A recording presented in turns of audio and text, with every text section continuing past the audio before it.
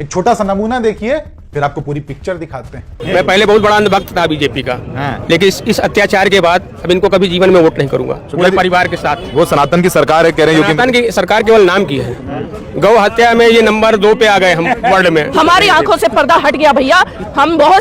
मैं वोटर हूँ बीजेपी की, मैं बीजेपी की वोटर हूँ। आज के बाद मैं कभी बीजेपी को वोट नहीं दूंगा। सुना आपने? और ये तो बस शुरुआत भर थी।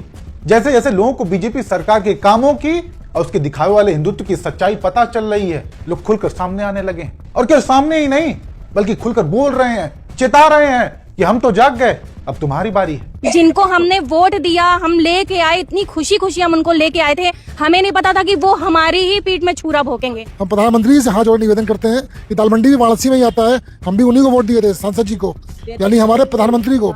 हमारे से कमल के अलावा किसी को वोट नहीं दिए, लेकिन आज पछताने मजबूर होना पड़ रहा है कि हम कमल को क्यों चुने। आज पछता रहे हैं कि हम वही हैं जो कमल को वोट देते थे, बड़े खुश होते थे कि वाह हमारी सरकार बन गई। लेकिन ये मेरी सरकार नहीं है। ना कोई जनप्रतिनिधि छोड़िए, एक सभासद तक पूछने नहीं आया, वोट लेने के लिए जाते हैं, सर कैसे हैं, हेलो।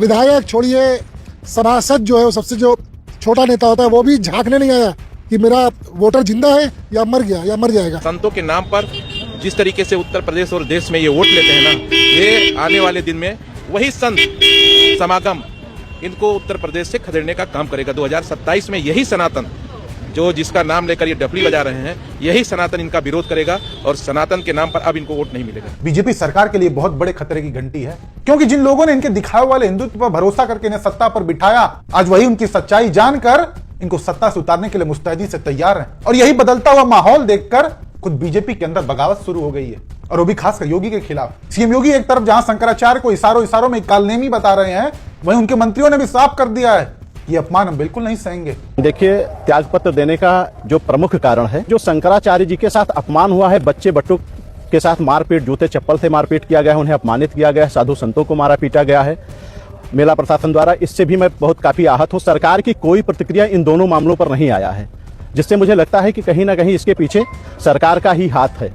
इससे मैं काफी आहत हूँ। इस कारण मैं भाजपा के प्राथमिक सदस्यता से भी इस्तीफा दे रहा हूँ। परम पूज्य जगत गुरु शंकराचार्य श्री अविमुक्तेश्वरानंद सरस्वती जी महाराज जी का अपमान सनातन धर्म का अपमान है। कुछ दानव प्रवृत्ति के अधिकारी माघवेला प्रयागराज तीर्थ नगरी में हैं, जिन्होंने जगत गुरु शंकराचार्य जी का रथ रोक करके उनके शिष्यों की चोटी पकड़ करके सनातन धर्म को और हिंदुओं को अपमानित करने का जो काम किया है, वो बहुत दंडनीय अपराध किया है ऐसे अधिकारियों ने। वाकई जिस तरीके से एक ऐसी सरकार में साधु संतों को पीटा गया, बेइज्जत किया गया, जो सरकार इसी बिना पर ही आई थी, ये कहकर आई थी कि हम सनातन के रखवाले हैं, लेकिन आज उसी की सरकार में शंकराचार्य को पवित्र स्नान तक नहीं करने दिया जाता, उन्हें बेरहमी से पीटा जाता, अपमानित किया जाता, और ये पूरे देश ने देखा।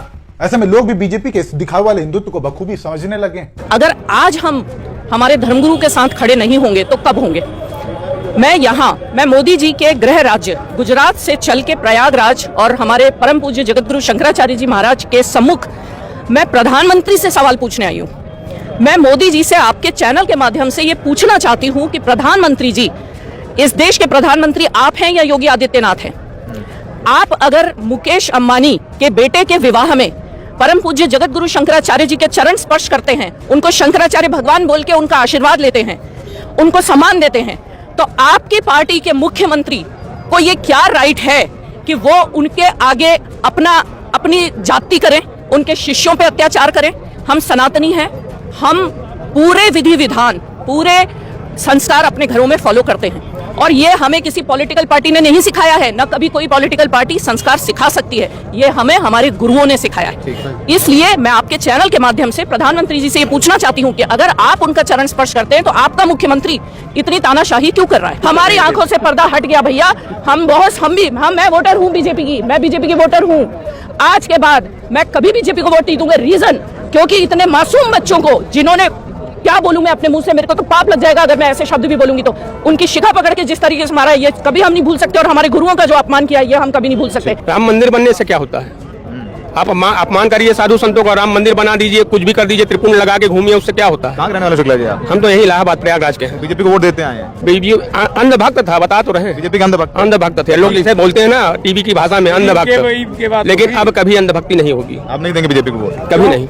क्यों इस बात पे शंकराचार्य जो अपमान हुआ? अपमान ये लगा जागरूक हो रहे हैं ना हम लोग। तो ऐसे हैं कि जो सनातन के साथ है उसके साथ रहते हैं, लेकिन तो लगातार हर चीज में अपमान करते जा रहे हैं। सत्ता मिलने के बाद इनको अहंकार घमंड हो गया है। यानी धीरे धीरे ही सही, लेकिन लोग इस बात को समझने लगे हैं कि कैसे बीजेपी बस सत्ता में आने के लिए हिंदुओं की आस्था और उनके विश्वास का इस्तेमाल करती है, उनकी भावनाओं के साथ खेलने का काम करती है।